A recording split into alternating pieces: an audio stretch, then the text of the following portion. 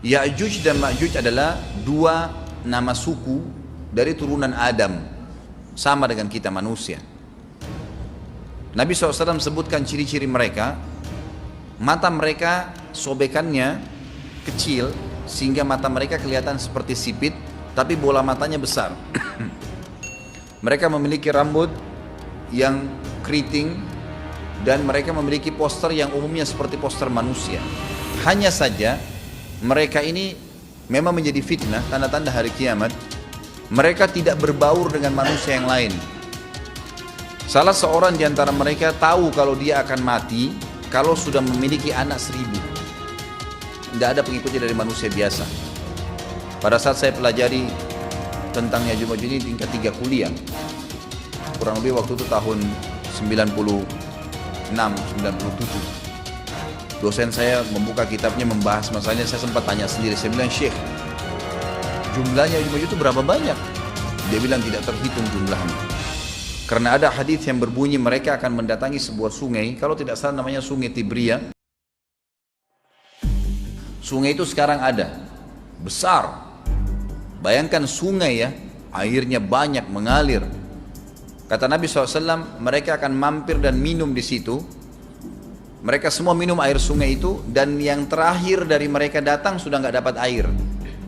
Artinya air sungainya habis diminum. Bayangin berapa banyak jumlahnya tuh. Satu Jakarta aja sekarang kalau minum air sungai Ciliwung nggak habis. Mungkin nggak bakal habis kalau satu Indonesia pun minum. Bayangkan berapa banyak jumlah mereka tuh. Tidak terhitung. Nanti kan kita bacakan ayat-ayatnya tentunya. Banyak sekali ayat berhubungan dengan masalah itu.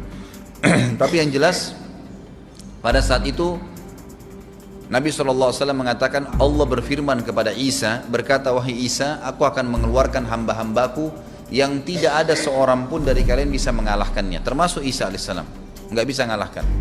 Maka selamatkanlah dirimu bersama dengan pengikut-pengikutmu ke Gunung Tur namanya. Gunung Tur ini ada di Palestina. Ya.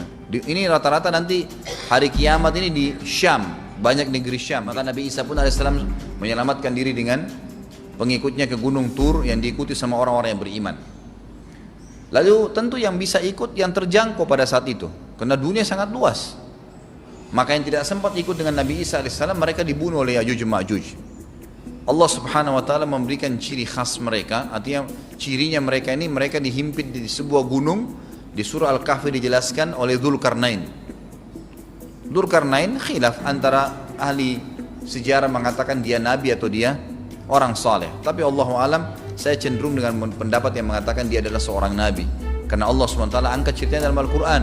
Dan Allah berikan dia banyak mukjizat. Di antaranya mukjizatnya adalah menahan Ya'juj Ma'juj waktu itu ingin membuat kerusakan di zamannya dia dulu. Jadi memang Ya'juj Ma'juj ini ciri khasnya, kata Nabi SAW, mereka memakan apa saja. Batu, kalau hewan-hewan itu kalah jengking sama ular, binatang-binatang buas, harimau, mereka makan semua. Jadi bukan seperti manusia normalnya. Mereka membunuh semua yang bukan seperti mereka. Mereka buat kerusakan. Sampai-sampai kata Nabi SAW tidak ada yang bisa mengalahkan mereka, dan jumlah mereka sangat banyak.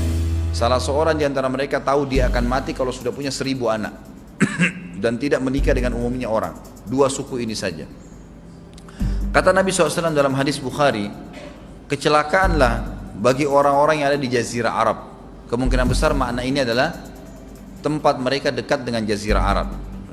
Sebagian, ada satu syekh dari Mesir. Sekarang ada bukunya sama saya dan sudah terjemahan bahasa Indonesia, judulnya Ya'juj Ma'juj. Kalau Bapak Ibu mau beli bisa, ada judulnya Ya'juj Ma'juj, tapi saya lupa penerbitnya apa. Itu agak tebal, harganya mungkin sekitar 85.000 atau 100 ribuan lah maksimal. Itu khusus, dan beliau adakan penelitian, saya baca dan memang sangat konkret dan ilmiah. Beliau mendatangkan fakta kalau tempat Ya'juj Ma'juj yang disebutkan dalam Al-Quran itu ada di Cina, tembok Cina. Jadi seperti yang disebutkan dalam Al-Quran, 2 gunung yang disatukan, di antara celah gunung itu ditaruh tembaga-tembaga.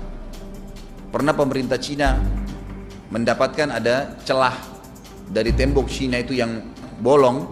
Waktu mereka mau tempel bolongan itu dengan batu-batu tanah yang mereka biasa taruh sekarang, ternyata di dalam itu ada tembaga yang mengeras. Dan seperti disebutkan dalam Al-Quran, di mana ya Dzulkarnain mempertemukan antara besi-besi yang ditumpuk lalu dipanasi, dibakar sehingga menjadi meleleh, kemudian disirami lagi dengan timah yang meleleh juga dan dibiarkan kering sehingga menjadi tembok besi.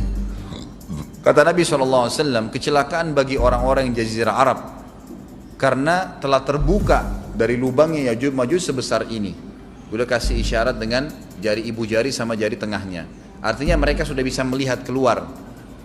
Tetapi kata Nabi SAW, setiap hari mereka terus menggali gunung itu, berusaha untuk keluar. Pada saat mereka tiba di malam hari, mereka capek, mereka mengatakan besok kita lanjutin. Mereka bangun besok pagi, gunungnya kembali utuh lagi. Sampai nanti waktu di mana Allah izinkan mereka keluar. Pada saat mereka keluar, maka mereka akan mulai membuat kerusakan. Ada di halaman 82 ya. Al-Anbiya 96 sampai 97 ayatnya. Ingatlah hingga apabila dibukakan tembok Ya'juj Ma'juj, bolong, jebol, dan mereka turun dengan cepat dari gunung-gunung itu, dari seluruh tempat yang tinggi. Kita tahu itu jaraknya berapa ratus kilometer, bahkan mungkin ribuan kalau nggak salah. Semuanya itu akan dipenuhi Ya'juj Ma'juj, dan telah dekatlah, kalau sudah terjadi itu, kedatangan janji yang benar, maksudnya hari kebangkitan. Maka tiba-tiba terbelalaklah mata orang-orang kafir. Mereka berkata, aduhai celaka kami, sesungguhnya kami dalam kelalaian tentang ini, bahkan kami adalah orang-orang yang zalim. Kenapa? Karena Ya'juj Ma'juj tidak lihat apakah kafir atau beriman. Mereka tidak butuh, bukan seperti Dajjal ya. Dajjal butuh jadi pengikutnya, oke, aman. Ini enggak, siapa saja ditemuin dibunuh. Dia enggak pandang, enggak mau tanya kamu dari suku mana, kamu agama apa, tidak dipandang.